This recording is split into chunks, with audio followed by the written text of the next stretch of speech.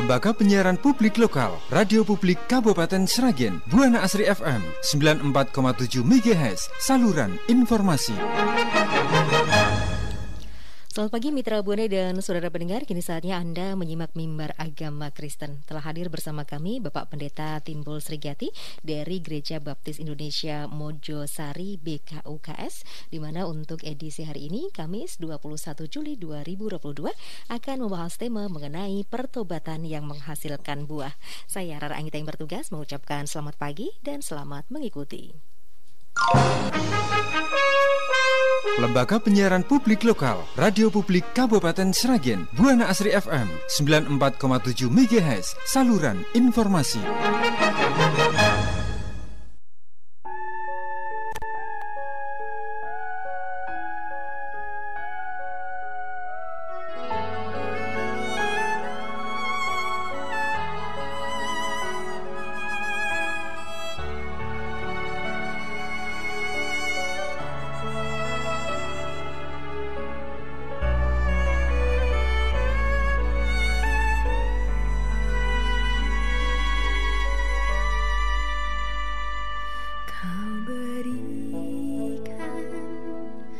Kesempatan untuk belajar dari kesalahanku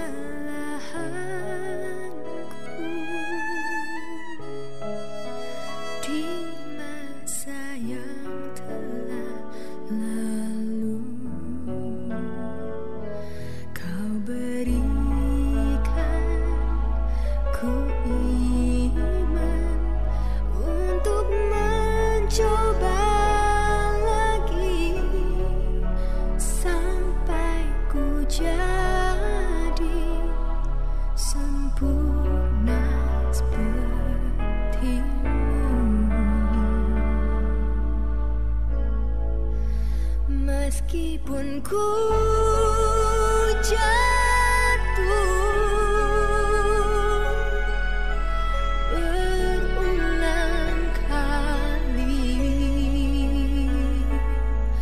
namun oleh kasih-Mu ku bangkit kembali. Ku tak dapat sungguh menyia-nyiakan kepercayaan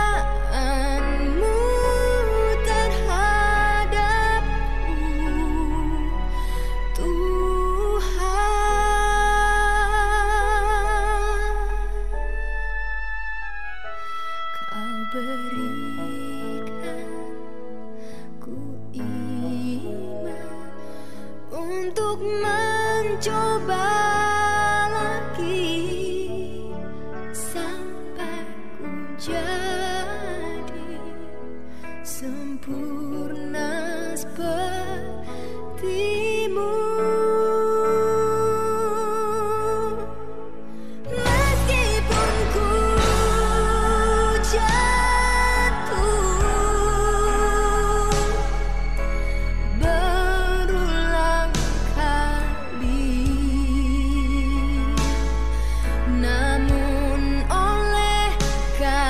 Kasih-Mu ku bangkit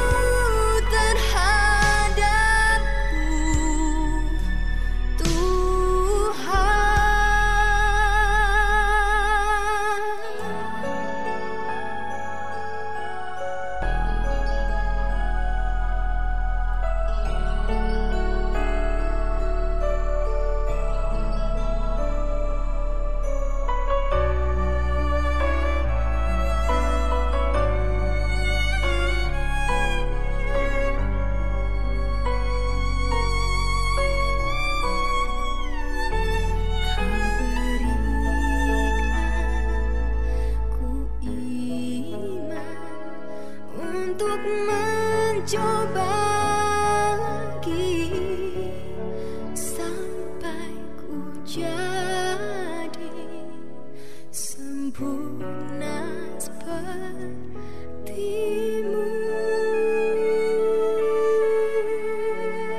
Sampai ku jadi sempurna sepertimu.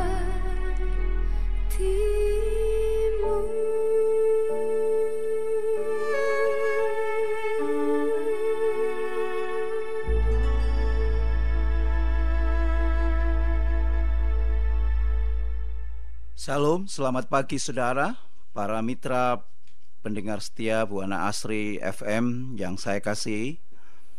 Sungguh suatu sukacita hari ini kita dapat bersama-sama mengikuti program yang tentu sangat memberkati hidup kerohanian kita, agar kita dapat menjalani kehidupan dan tugas kita dengan kekuatan, sukacita, kebahagiaan, dan kemenangan dari semua tantangan yang kita hadapi. Kita bersama-sama dalam program Mimbar Agama Kristen yang menjadi kesayangan kita. Bersama saya, Pendeta Timbul Srigati dari Gereja Baptis Indonesia Mojosari Sragen, kita akan mendapatkan berkat rohani untuk kehidupan yang lebih maju, lebih kuat, dan tentu hidup sesuai dengan yang Tuhan mau dalam kehidupan kita. Perenungan firman Tuhan pagi ini berjudul Milikilah buah pertobatan dalam kehidupan. Milikilah buah pertobatan dalam kehidupan. Firman Tuhan dari Lukas pasal 3 ayat 7-14. Demikian firman Tuhan. Lalu ia berkata kepada orang banyak yang datang kepadanya untuk dibaptis, katanya, "Hai kamu keturunan ular beludak, siapakah yang mengatakan kepadamu, melarikan diri dari murka yang akan datang? Jadi hasilkanlah buah-buah yang sesuai dengan pertobatan. Dan janganlah berpikir dalam hatimu, Abraham adalah bapa kami. Karena aku berkata kepadamu, Allah dapat menjadikan anak-anak bagi Abraham dari batu-batu ini. Kapak sudah tersedia pada akar pohon, dan setiap pohon yang tidak menghasilkan buah yang baik akan ditebang dan dibuang ke dalam api." Orang banyak bertanya kepadanya, "Jika demikian, apakah yang harus kami perbuat?" Jawabnya, "Barang siapa mempunyai 2 helai baju, hendaklah ia membaginya dengan yang tidak punya. Dan barang siapa mempunyai makanan, hendaklah ia berbuat juga demikian." Ada datang juga pemungut-pemungut cukai untuk dibaptis, dan mereka bertanya kepadanya, "Guru, apakah yang harus kami perbuat?" Jawabnya, "Jangan menagih lebih banyak daripada yang telah ditentukan bagimu." Dan prajurit-prajurit bertanya juga kepadanya, "Dan kami, apakah yang harus kami perbuat?" Jawab Yohanes kepada mereka, "Jangan merampas dan jangan memeras, dan cukupkanlah dirimu dengan gajimu." Mari kita akan berdoa. Tuhan Allah Bapa kami di sorga, Engkau akan menyatakan kebenaran firman-Mu dalam hidup kami, sehingga kami beroleh kekuatan, beroleh pengertian, dan hidup kami boleh mengalami perubahan, dan kami sungguh-sungguh diberi pengertian yang benar bagaimana kami menjalani kehidupan, pertobatan, dan pengiringan kami di dalam Engkau. Tuhan Yesus, nyatakan kebenaran firman-Mu di dalam hidup kami. Di dalam nama Tuhan kami Yesus Kristus kami berdoa. Haleluya. Amin. Para mitra yang dikasihi Tuhan, ada 3 hal penting yang hendak saya sampaikan kepada para mitra sebagaimana yang difirmankan Tuhan kepada kita hari ini. Suatu hal yang semestinya kita genapi di dalam kehidupan kita. Yang pertama, tidak ada keselamatan sejati kecuali kita melakukan pertobatan dan percaya kepada Yesus Kristus sebagai Tuhan dan Juru Selamat. Sekali lagi, yang pertama adalah tidak ada keselamatan sejati kecuali kita melakukan pertobatan dan percaya kepada Yesus Kristus sebagai Tuhan dan Juru Selamat. Yohanes Pembaptis datang ke seluruh daerah Yordan dan menyerukan seperti ada yang tertulis dalam kitab nubuat Yesaya. Ada suara yang berseru-seru di padang gurun, persiapkanlah jalan untuk Tuhan, luruskanlah jalan baginya. Setiap lembah akan ditimbun, dan setiap gunung dan bukit akan menjadi rata, dan berliku-liku akan diluruskan.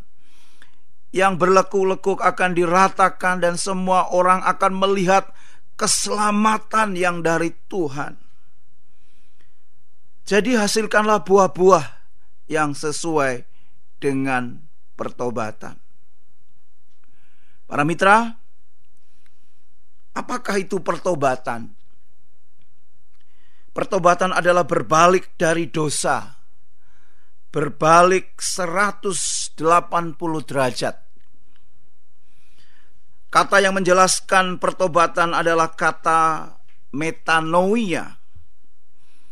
Kata ini terdiri dari dua bagian, yaitu kata meta dan kata noeo.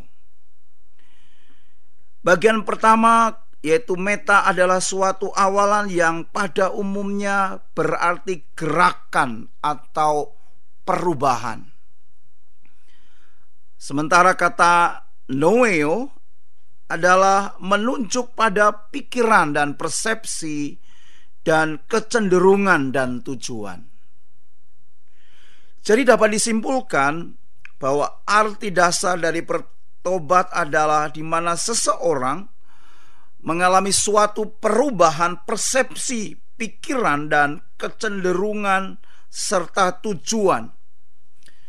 Dan dalam hal ini, para mitra sekalian, yang dimaksud adalah pikiran, kecenderungan, dan tujuan yang baik, yang memuliakan Tuhan, yang memuliakan Allah. Dalam kitab Perjanjian Lama dan Perjanjian Baru mengartikan pertobatan adalah tidak mau berbakti lagi kepada berhala-berhala atau allah-allah lain. Keinginan-keinginan daging ditinggalkan. Keangkuhan yang dapat membuat kita terjerumus ke dalam dosa. Jadi bertobat itu harus berbalik dari dosa-dosa kita, dan kita berbalik kepada Tuhan dan berbakti kepadanya. Jadi kita manusia itu akan terus diperbarui untuk memperoleh pengetahuan yang benar menurut kehendak Tuhan.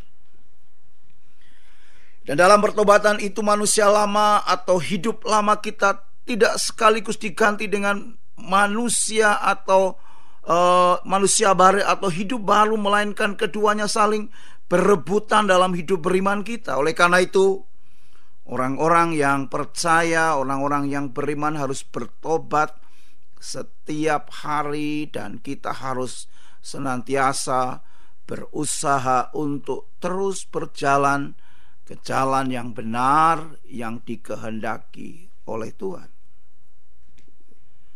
Sesudah kita menyadari dan meninggalkan hidup yang berdosa, hal berikutnya adalah kita percaya kepada Kristus sebagai Tuhan dan Juru Selamat. Bagi saudara yang sudah percaya, dan mungkin saudara yang masih belum terbuka akan Tuhan Yesus, kita perlu mengerti betul tentang siapa Yesus Kristus. Rasul Petrus menyatakan bahwa Di bawah kolong langit ini tidak ada nama lain yang diberikan kepada manusia yang olehnya kita dapat diselamatkan.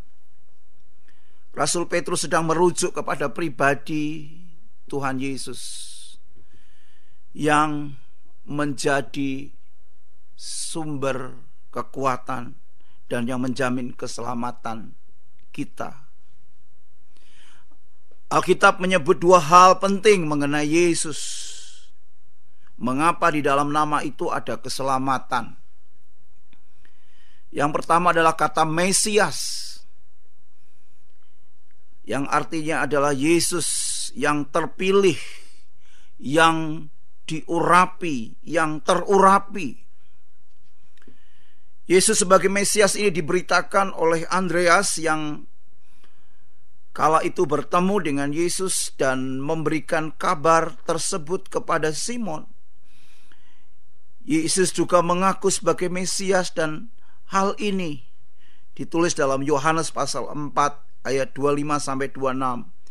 Aku tahu bahwa Mesias akan datang, yang disebut juga dengan Kristus. Ia datang, ia akan memberitakan segala sesuatu. Kata Yesus kepadanya, akulah dia yang sedang berkata-kata dengan engkau. Jadi Yesus adalah Mesias yang diurapi, yang terpilih untuk menjadi juru selamat manusia. Oleh karena itu keselamatan itu terjadi ketika kita bertobat dan percaya kepada Yesus Kristus. Kata yang kedua tentang Yesus adalah anak Allah. Maksud dari pernyataan ini tidak serta-merta bahwa Yesus adalah anak dari Allah dalam bentuk hubungan ayah dan anak. Yesus sebagai anak Allah adalah Yesus yang datang, Allah yang datang sebagai manusia ke dalam dunia. Yesus juga dikandung oleh Roh Kudus dan bukan berasal dari hubungan antara perempuan dan laki-laki. Hal ini disampaikan dalam Lukas pasal 1 ayat 35. Roh Kudus akan turun ke atas dirimu dan kuasa Allah akan menaungi engkau. Sebab itu anak yang kau lahirkan akan menjadi kudus, anak Allah. Jadi terkait dengan Yesus, mengapa di dalam nama itu ada keselamatan? Oleh karena Yesus yang terpilih, yang diurapi untuk menjadi juru selamat. Dan karena dia adalah anak Allah, seperti yang dikatakan oleh firman Tuhan. Jadi hal pertama, para mitra yang dikasihi Tuhan, pertobatan dan percaya kepada Yesus adalah syarat utama agar saya dan saudara beroleh keselamatan. Yang kedua, para mitra sekalian, adalah kita menemukan masalah pertobatan. Di dalam pertobatan sendiri ada masalah. Dan masalah pertobatan adalah bahwa pertobatan itu adalah pertobatan yang tidak menghasilkan buah dan tidak bersungguh-sungguh. Ini menjadi masalah di dalam pertobatan kita. Masalah tidak menghasilkan buah dan pertobatan palsu adalah masalah yang serius. Lebih lanjut, Yohanes Pembaptis mengatakan, dan janganlah berpikir dalam hatimu, Abraham adalah bapa kami. Karena aku berkata kepadamu, Allah dapat menjadikan anak-anak bagi Abraham dari batu-batu ini. Dalam Lukas pasal 3 ayat 8b. Para mitra, ternyata bangsa Yahudi sombongnya luar biasa. Yang ada di dalam pikiran mereka ialah mereka adalah keturunan Abraham dan tidak pernah menjadi hamba siapapun, padahal mereka tidak mengetahui tentang kebenaran yang memerdekakan mereka dari hamba dosa. Dengan kata lain, garis keturunan Abraham yang menjadi kebanggaan mereka tidak laku untuk beroleh keselamatan, sebab Allah dapat menjadikan batu-batu menjadi anak Abraham. Jadi pertobatan itu adalah hal yang terjadi di dalam dan di luar kehidupan kita. Masalahnya adalah banyak orang yang bangga atas status keagamaan, seperti orang-orang yang disebut merasa bangga sebagai keturunan Abraham. Masalahnya adalah banyak orang yang bangga memiliki kedudukan dalam organisasi kerohanian, tetapi yang sebenarnya pertobatannya tidak sungguh alias palsu. Bahkan ditambah tidak dapat menunjukkan pertobatannya dengan bukti dan perbuatan yang nyata atau buah yang nyata di dalam kehidupannya. Ini berarti kehidupannya masih sama dengan kehidupan lamanya yang berdosa. Di bagian kedua ini kita tidak boleh membanggakan status, kedudukan, senioritas. Sebab apa yang kita bangga-banggakan tidak dapat menyelamatkan kita. Dan kita harus peka sungguh-sungguh bahwa pertobatan seringkali memiliki masalah, dan masalahnya adalah bahwa pertobatannya itu tidak menghasilkan buah dan tidak bersungguh-sungguh di dalam pertobatannya. Oleh karena itu, hal yang ketiga, mari kita memiliki buah-buah pertobatan. Firman Tuhan seperti yang dinyatakan di dalam ayat 8 dan ayat 9, saudara yang dikasihi Tuhan, dengan tegas Yohanes Pembaptis menyatakan, jadi hasilkanlah buah-buah sesuai dengan pertobatan. Ayat 9 menyatakan kepada kita, firman Tuhan mengkonfirmasi kepada kita tentang hidup tanpa buah. Hal itu akan berakhir tragis, saudara-saudara. Dikatakan kapak sudah tersedia pada akar pohon, dan setiap pohon yang tidak menghasilkan buah yang baik akan ditebang dan dibuang ke dalam api. Oh dahsyat, saudaraku, ini adalah konsekuensi dari pertobatan yang tidak menghasilkan buah.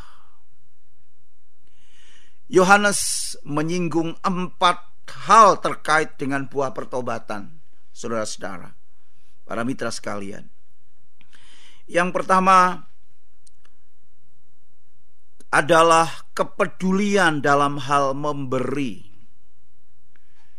Jadi empat hal yang terkait dengan buah pertobatan adalah, yang pertama adalah kepedulian dalam hal memberi. Di dalam ayat 11, barang siapa mempunyai 2 helai baju, hendaklah ia membaginya dengan yang tidak punya, dan barang siapa mempunyai makanan, hendaklah ia berbuat juga demikian. Jadi apa implementasi dari buah pertobatan menurut ayat ini adalah kita memiliki kebaikan dan suka memberi. Jangan menjadi anak Tuhan yang kikir dan hanya fokus pada kepentingan diri sendiri. Seorang yang menyadari pertobatannya, yang menghidupi pertobatannya, ia akan suka berbagi. Ia akan memiliki kemurahan hati, dan seperti gambaran Tuhan Yesus tentang seorang Samaria yang baik hati, adalah seorang yang mau peduli, seorang yang mau merawat, seorang yang mau menolong, bahkan pribadi yang mau menanggung orang lain menurut kekuatan dan kasih yang ada di dalam kehidupan. Hal kedua terkait dengan pertobatan adalah tepat atau benar atau bertanggung jawab dalam menggunakan kekuasaan atau kewenangannya. Dalam ayat 12 dan 13 dinyatakan ada datang juga pemungut-pemungut cukai untuk dibaptis, dan mereka bertanya kepadanya, "Guru, apakah yang harus kami perbuat?" Jawabnya, "Jangan menagih lebih banyak daripada yang telah kau tentukan bagimu." Ketika seseorang memiliki kewenangan atau mempunyai kuasa, kedudukan, otoritas, maka orang itu harus menggunakannya dengan tepat dimanapun dia berada. Dalam kehidupan rumah tangga, dalam pekerjaan, di dalam pelayanan, dan lain-lain. Jadi tidak menggunakan apa yang disebut sebagai abuse of power. Jangan menyalahgunakan kekuasaan. Jangan berlaku sembarangan dalam hal kekuasaan atau kewenangan, tetapi gunakan dengan baik, dengan lemah lembut, dan rasa takut akan dosa, dan memiliki tanggung jawab yang baik. Itulah hal yang disinggung oleh Yohanes Pembaptis terkait dengan pertobatan. Dan yang ketiga, menurut ayat 14 adalah bersyukur atas berkat yang Tuhan beri. Firman Tuhan katakan, dan prajurit-prajurit bertanya juga kepadanya, "Dan kami, apakah yang harus kami perbuat?" Jawab Yohanes kepada mereka, "Jangan merampas dan jangan memeras, dan cukupkanlah dirimu dengan gajimu." Kita harus belajar untuk selalu bersyukur dengan berkat besar atau kecil yang kita terima. Jangan pernah merampas atau memeras uang dengan kekerasan hanya untuk bergaya seperti orang kaya. Firman Tuhan ingin mengajar kita untuk kita jujur, dan jangan memiliki keinginan untuk tampil dipuji orang melalui apa yang ada dalam kehidupan kita. Sebab harta kekayaan sedunia pun tidak akan pernah cukup untuk memuaskan hati, kecuali hati kita diisi oleh Yesus pribadi dalam kehidupan kita. Dan bagian yang keempat terkait dengan pertobatan, Yohanes menyatakan, yaitu dengan tidak berbuat kejahatan bila ditegur walaupun memiliki kekuasaan. Itu ada dalam ayat 19 dan 20. Akan tetapi setelah ia menegur raja wilayah Herodes karena peristiwa Herodias, istri saudaranya, dan karena segala kejahatan lain yang dilakukannya, raja itu menambah kejahatannya dengan memasukkan Yohanes ke dalam penjara. Kalau seseorang keras hati dan tidak ada pertobatan, ditegur agar sadar dari kesalahannya, dia malah berbuat jahat, itu menunjukkan bahwa dia belum mengalami buah dari pertobatan. Herodes memenggal kepala Yohanes karena ditegur atas perselingkuhannya. Para mitra sekalian, kita yang sudah menjadi murid Kristus perlu memperhatikan firman Tuhan yang kita baca di dalam perkataan Yeremia pasal 7 ayat 3-5. Beginilah firman Tuhan semesta alam, Allah Israel. Perbaikilah tingkah lakumu dan perbuatanmu, maka aku mau diam bersama-sama kamu di tempat ini. Janganlah percaya kepada perkataan dusta yang berbunyi, ini bait Tuhan, bait Tuhan, bait Tuhan. Melainkan jika kamu sungguh-sungguh memperbaiki tingkah langkahmu dan perbuatanmu, jika kamu sungguh-sungguh melaksanakan keadilan di antara kamu masing-masing. Paulus juga memberi nasihat kepada jemaat Kolose. Karena itu matikanlah dalam dirimu segala sesuatu yang duniawi, yaitu percabulan, kenajisan, hawa nafsu, nafsu jahat, dan juga keserakahan yang sama dengan penyembahan berhala. Semuanya itu mendatangkan murka Allah. Sebagai seorang murid Kristus, kita harus dan tentu ingin menghasilkan buah yang membawa kemuliaan bagi nama Tuhan. Mari berhenti mencemarkan atau mendukakan nama Tuhan. Dan bagaimana caranya? Dengan hidup yang mengeluarkan buah-buah pertobatan di dalam kehidupan kita.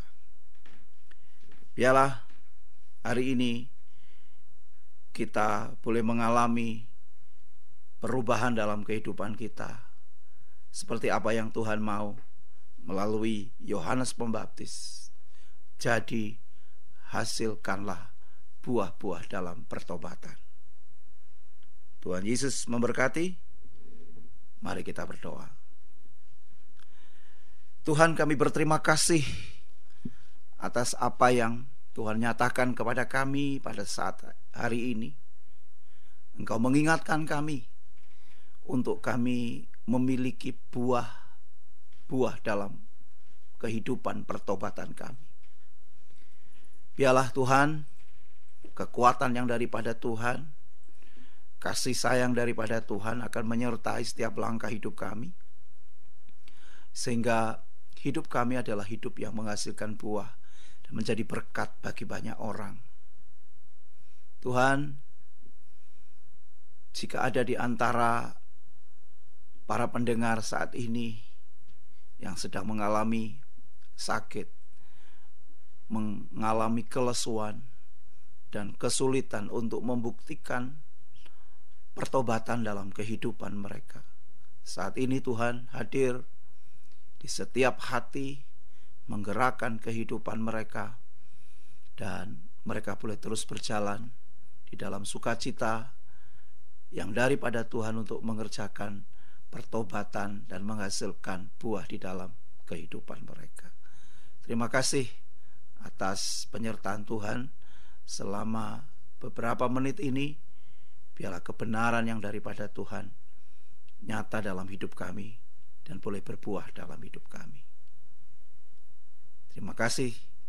Biarlah kasih karunia yang daripada Tuhan akan memberkati setiap pendengar, para mitra, dari saat ini sampai selama-lamanya.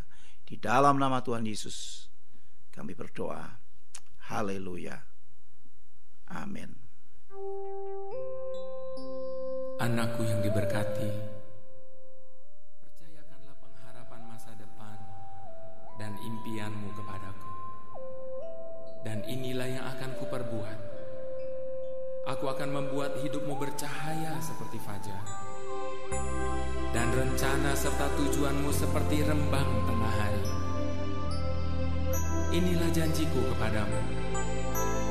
Aku mengetahui rancangan yang ada padaku mengenai dirimu, rancangan yang meneguhkan pengharapan dan masa depanmu.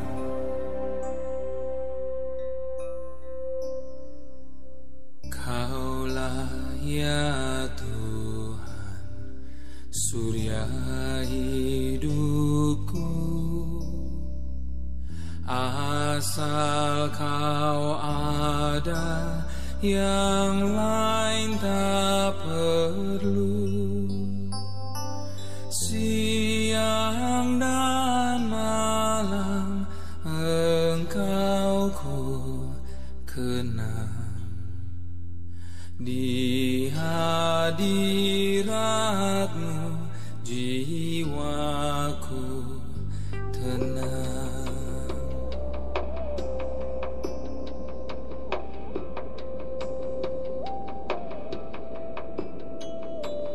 Kaulah bagiku tempat berteduh, Kau besertaku di setiap waktu. Engkau Bapa-Ku, aku anak-Mu. Kasih-Mu kekal dalam hidupku.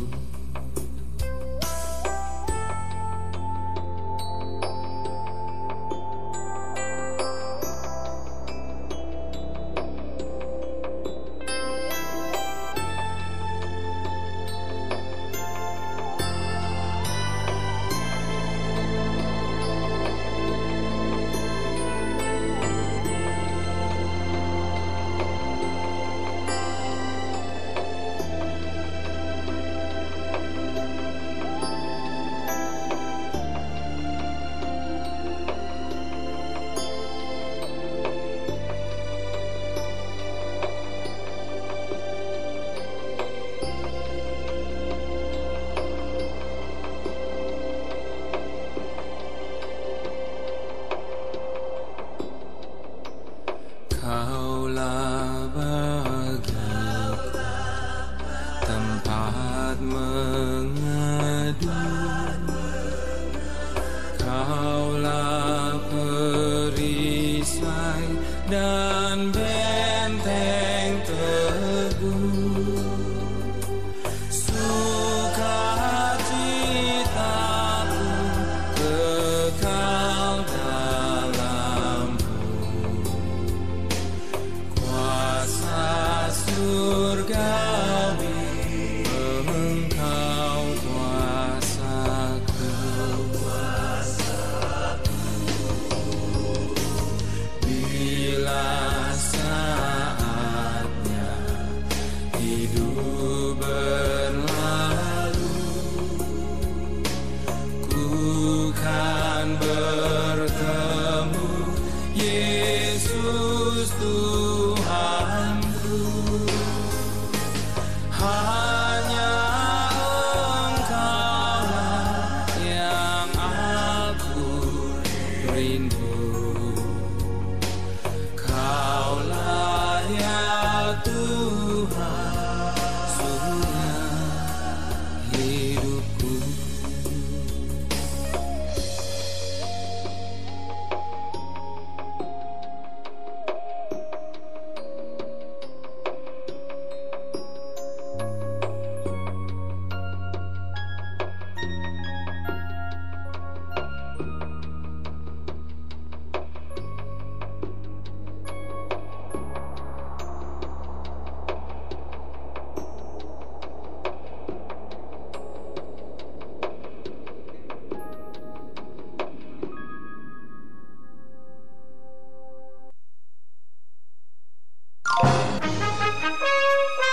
Lembaga Penyiaran Publik Lokal, Radio Publik Kabupaten Sragen, Buana Asri FM 94,7 MHz, saluran informasi.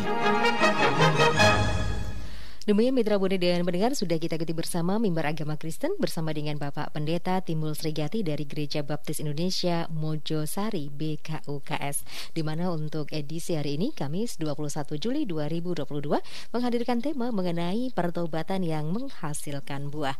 Terima kasih kebersamaan Anda, dan kini saatnya Rara Anggita mengajak Anda untuk mengikuti acara selanjutnya dari 94,7 Buana Asri FM Radio Publik Kabupaten Sragen. Terima kasih, selamat pagi.